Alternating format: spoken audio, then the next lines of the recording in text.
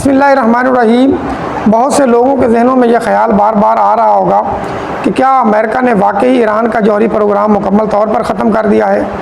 तो आइए सच जानने की कोशिश करते हैं। दोस्तों, जौहरी प्रोग्राम कोई एक लैब या छोटी मोटी चीज़ नहीं होती।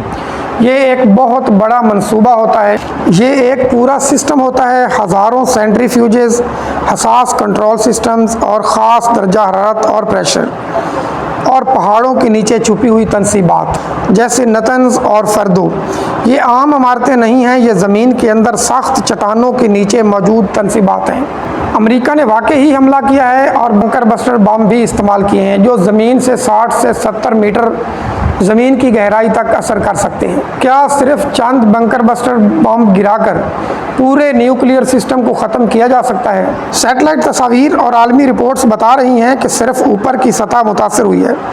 असल मशीनरी अभी भी महफूज है। जब कोई ना एक्टिव रिएक्टर था और ना फ्यूल रॉड्स, तो ताबकारी कहाँ से फैलती?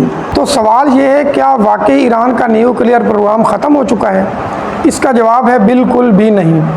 ईरान के पास अब भी यूरेनियम है, सेंट्रीफ्यूजेस हैं, साइंसदान हैं, सिस्टम का डिज़ाइन मौजूद है और सबसे अहम अज़म और वक्त उनके पास मौजूद है। ये 5 चीज़ें किसी भी न्यूक्लियर प्रोग्राम को दोबारा खड़ा करने के लिए काफ़ी होती हैं।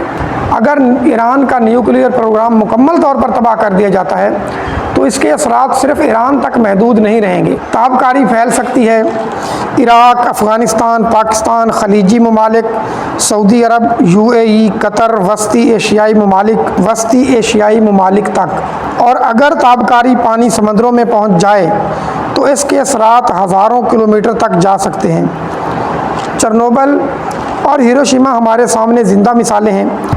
जो लोग ये समझ रहे हैं कि सारा कुछ ख़त्म हो गया है, उनके लिए बस इतना कहना चाहूँगा कि ये कोई फ़िल्म या मूवी नहीं है, ये एक न्यूक्लियर प्रोग्राम है और ये इतनी आसानी से ख़त्म नहीं होता। उम्मीद है इंशाल्लाह ईरान ये दोबारा प्रोग्राम कंटिन्यू करेगा और बहुत जल्द अपने आप को एटमी ताकत होने का दावा करेगा। अगर आपको वीडियो अच्छी लगे तो इसको लाइक करें और मेरे चैनल को सब्सक्राइब करें।